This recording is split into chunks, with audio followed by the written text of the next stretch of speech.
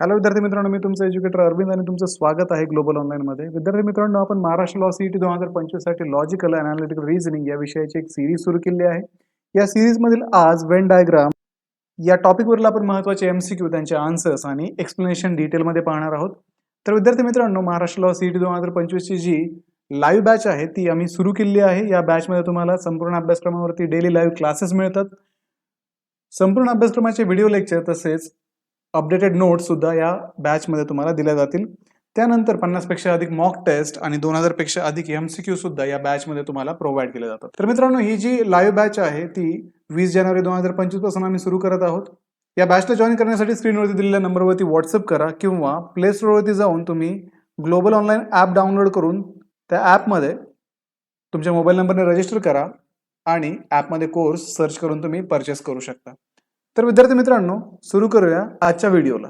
प्रश्न आहे, which of the following diagram represent wild animal, lion, cow यापैकी कोणती आकृती वन्य प्राणी, सिंह आणि गायींचे प्रतिनिधित्व करते? तर मित्रांनो, वेन डायग्राम मध्ये आपल्याला वस्तू, व्यक्ती किंवा जागा दिलेल्या असतात. त्यामधला संबंध ओळखून आपल्याला योग्य ती वेन डायग्राम याच्यामध्ये निवडावी लागते.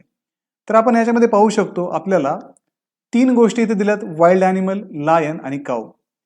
तर मित्रांनो, आपल्याला जसं की माहित आहे, सिंह हा वन्य प्राणी आहे, पण गाय ही वन्य प्राणी नसून पाळीव प्राणी आहे. त्यामुळे आपण असं म्हणू शकतो की सिंह हा वन्य प्राणी या ग्रुपशी कम्प्लिटली बिलॉंग करतो. त्याच्यामुळे आता जर हे बाहेरचं वर्तुळ, बाहेरचं सर्कल जर वाईल्ड ॲनिमल असेल, तर लायन हा या वाईल्ड ॲनिमल ग्रुपशी कम्प्लिटली बिलॉंग करणारा ग्रुप असणार आहे. त्याच्यामुळे आपण इथे म्हणू शकतो की सर्व सिंह जे आहेत ते वाईल्ड ॲनिमल आहेत.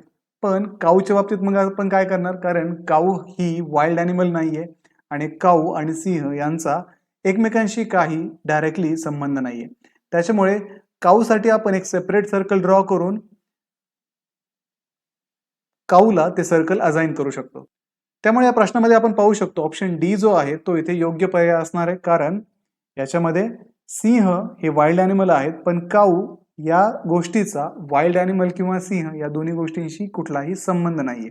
त्यामुळे या प्रश्नाचे योग्य उत्तर असणार आहे ऑप्शन डी. त्यानंतर पुढचा प्रश्न आहे, which of the following diagram represent India, Lucknow and USA? तर मित्रांनो, यापैकी कोणती आकृती भारत, लखनौ आणि अमेरिका यांचे प्रतिनिधित्व करते? आपण जर पाहिलं तर आपण भारताला एक जर सर्कल असाइन केलं तर लखनौ जो आहे तो भारतामध्ये आहे. त्याच्यामुळे आपण असं म्हणू शकतो की लखनौ हा भारताचा पार्ट आहे. त्याच्यानंतर अमेरिका किंवा USA जो आहे तो भारताचा किंवा लखनौचा पार्ट नाहीये, किंवा भारताशी किंवा लखनौशी परस्पर संबंध USAचा किंवा अमेरिकेचा नाहीये. त्याच्यामुळं मागच्या क्वेश्चन मध्ये जशी डायग्राम आपण ड्रॉ केली होती तशीच डायग्राम या क्वेश्चन मध्ये पण आपल्याला ड्रॉ करावी लागेल, ज्याच्यामध्ये हे बाहेरचं सर्कल जे आहे ते भारत असणार आहे. त्याच्यानंतर आतलं जे सर्कल आहे ते लखनौ असणार आहे. त्याच्यानंतर हे जे एक्स्ट्रा सर्कल आपण साईडला ड्रॉ केलंय ते USA किंवा अमेरिका असणार आहे, कारण USA आणि लखनौचा कुठलाही डायरेक्ट संबंध नाहीये किंवा USA आणि भारताचा कुठलाही डायरेक्ट संबंध नाहीये. त्याच्यामुळे या प्रश्नाचंही योग्य उत्तर ऑप्शन डी हे असणार आहे. तर मित्रांनो, आपण आता पुढचा प्रश्न पाहूयात. Which of the following diagram correctly represent the relationship among tiger, elephant, animal? तर याच्यामध्ये आपल्याला विचारलंय की यापैकी कोणती आकृती ही वाघ, हत्ती आणि प्राणी यांच्यामधील संबंध दर्शवते? तर आपण इथे जर पाहिलं तर वाघ, हत्ती हे दोन्ही पण प्राणी आहेत, बरोबर. तर आपण जर प्राण्यांसाठी एक सर्कल असाइन केलं, समजा हे मोठं सर्कल जे असेल ते प्राण्यांसाठी असेल. त्याच्यानंतर वाघ आणि हत्ती आपण इथे कसं रिप्रेझेंट करणार? आता वाघ आणि हत्ती या दोन गोष्टींचा एकमेकांशी काहीही संबंध नाहीये. त्याच्यामुळे आपण हे दोन सर्कल जे असतील ते एकमेकांपासून पूर्णतः वेगळे ठेवणार. आणि दुसरी गोष्ट म्हणजे प्राणी हे दोन्ही पण आहेत, त्याच्यामुळे प्राण्याच्या सर्कलमध्ये आपण दोन्हीही सर्कल ड्रॉ करणार. याच्यावरनं मग आपण असं म्हणू शकतो की हे सर्कल जर टायगर साठी असेल, हे सर्कल जर एलिफंट साठी असेल आणि मोठं सर्कल हे ॲनिमल किंवा प्राण्यासाठी असेल, तर या प्रकारची वेन डायग्राम आपण दिलेल्या माहितीवरनं ड्रॉ करू शकतो. त्यामुळे उत्तरामध्ये आपण पाहू शकतो ऑप्शन सी जो आहे तो इथे योग्य पर्याय असणार आहे, कारण एलिफंट आणि टायगर हे दोन्ही पण ॲनिमल किंवा प्राणी आहेत आणि एकमेकांचा यांच्याशी कुठलाही संबंध नाहीये. त्यामुळे ऑप्शन सी इथे योग्य पर्याय आहे. आता मित्रांनो, आपण पुढचा प्रश्न पाहूयात. पुढच्या प्रश्नामध्ये आपल्याला दिलंय which diagram will best represent the relationship among the three classes doctor, teacher, woman. तर मित्रांनो, आता जर आपण पाहिलं तर डॉक्टर आणि टीचर या गोष्टींचा पहिले आपण संबंध लावूयात. तर डॉक्टरसाठी एक सर्कल ड्रॉ केलं आपण आणि टीचर. तर आता आपण पाहू शकतो की आपण इथे पाहू शकतो जे मेडिकल कॉलेज जे असतात ना, त्यामध्ये जे शिकवणारे शिक्षक असतात, जे टीचर असतात ते डॉक्टर असतात. त्यामुळे डॉक्टर आणि टीचर यांचा काही असा संबंध आहे. म्हणजे काही डॉक्टर हे टीचर आहेत आणि काही टीचर हे डॉक्टर आहेत आपण असं म्हणू शकतो. कारण इतर कॉलेजेसमध्ये शिकवणारे जे शिक्षक आहेत ते मे बी डॉक्टर नसू शकतात, ते फक्त टीचर असतील, त्यांच्याकडे डॉक्टर ही पदवी नसेल. पण मेडिकल कॉलेजमध्ये म्हणा किंवा मग ज्यांची PhD झाली आहे ते आपण डॉक्टर म्हणू शकतो. म्हणून काही टीचर हे डॉक्टर आहेत किंवा काही डॉक्टर हे टीचर आहेत.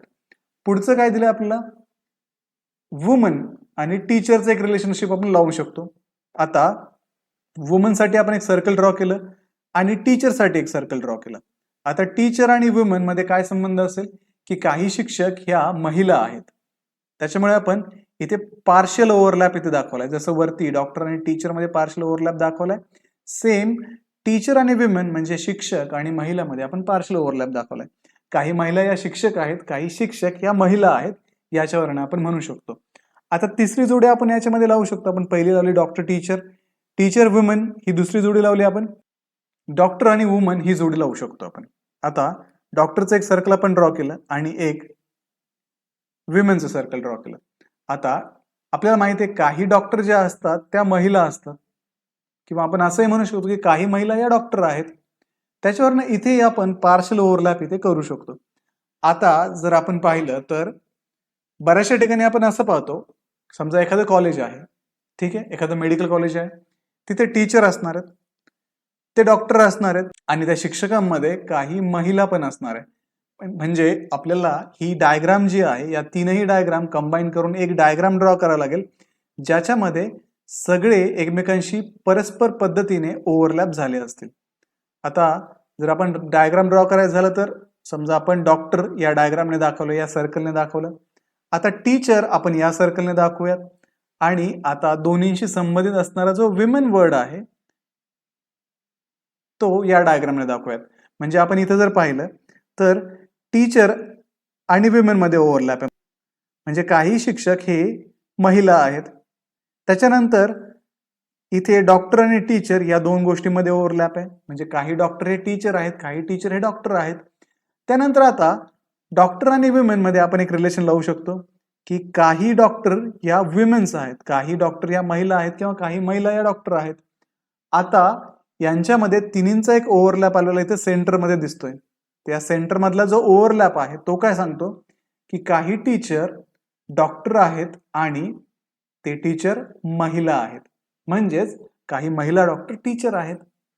ठीक आहे, तर याच्यावरनं आपण ऑप्शन बी हा करेक्ट आन्सर म्हणू शकतो, कारण डायग्राम मध्ये आपण पाहू शकतो की इथे सगळे एकमेकांशी परस्पर संबंधित आहे. तर विद्यार्थी मित्रांनो, पुढचा आपल्याला प्रश्न दिलाय की which of the following diagram represent the correct relationship between books, novel आणि डिक्शनरी.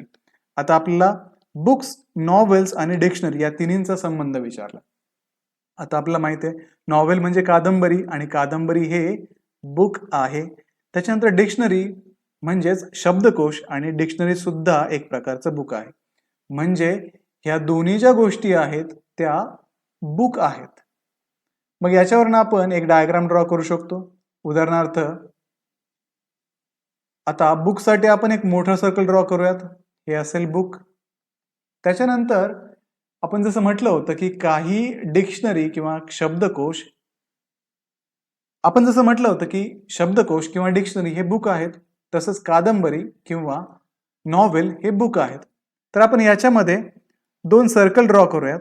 आता याच्यामधलं एक सर्कल हे नॉव्हेल असणार आहे आणि दुसरं जे सर्कल आहे ते डिक्शनरी असणार आहे. पण आता आपण असं म्हणू शकत नाही की काही डिक्शनरी नॉव्हेल आहेत किंवा सर्वच डिक्शनरी नॉव्हेल आहेत. म्हणजेच डिक्शनरी आणि नॉव्हेलमध्ये परस्पर कुठलाही संबंध नाहीये. म्हणून आपण हे जे 2 सर्कल आहेत, हे जे 2 वर्तुळ आहेत ते एकमेकांपासून सेपरेट काढलेत. पण डिक्शनरी आणि नॉव्हेल दोन्ही पण पुस्तकं असल्यामुळे पुस्तकांच्या सर्कलमध्ये दोन्हीही आपण ड्रॉ केलेत. त्यामुळे या प्रश्नाचं योग्य उत्तर असणार आहे ऑप्शन ए, जिथे नॉव्हेल, डिक्शनरी आणि बुक्ससाठी सर्कल दाखवलेत. ठीक आहे विद्यार्थी मित्रांनो. तर अशा प्रकारे तुम्ही वेन डायग्राम चे जे प्रश्न आहेत ते सॉल्व्ह करू शकतात. याच्यामध्ये तुम्हाला डायग्रामवरून प्रश्न पण विचारले जातात आणि प्रश्नावरून डायग्राम पण विचारले जाते. आता इथे या प्रकारामध्ये आपण काय पाहिलं, इथे प्रश्न दिलेले आहेत आणि तुम्हाला डायग्राम ओळखायची आहे. पुढचा जो पार्ट असणार आहे आपला पार्ट 2, त्याच्यामध्ये आपण डायग्रामवरनं विचारल्या जाणाऱ्या प्रश्नांची उत्तरे पाहणार आहोत. ठीक आहे मित्रांनो. तर मित्रांनो हे होते वेन डायग्राम मधील काही महत्त्वाचे एमसीक्यू. आपण त्यांचे आन्सर, त्यांचं डिटेल एक्सप्लेनेशन आजच्या व्हिडिओमध्ये पाहिलं. व्हिडिओ आवडला असेल लाईक करा, तुमच्या मित्रांना हा व्हिडिओ शेअर करा. असेच व्हिडिओ पाहण्यासाठी ग्लोबल ऑनलाईनला सबस्क्राईब करा आणि आमची जी बॅच 20 जानेवारीपासून सुरू होत आहे त्या लाईव्ह बॅचला जॉईन करण्यासाठी दिलेल्या नंबरवरती तुम्ही कॉन्टॅक्ट करा किंवा प्ले स्टोअरवरती जाऊन ग्लोबल ऑनलाईन ॲप डाउनलोड करून तिथे पण तुम्ही हा कोर्स परचेस करू शकता. तर भेटूया पुढच्या व्हिडिओमध्ये भाग 2 मध्ये. तोपर्यंत एक्झामचं प्रिपरेशन करत राहा. थँक्यू.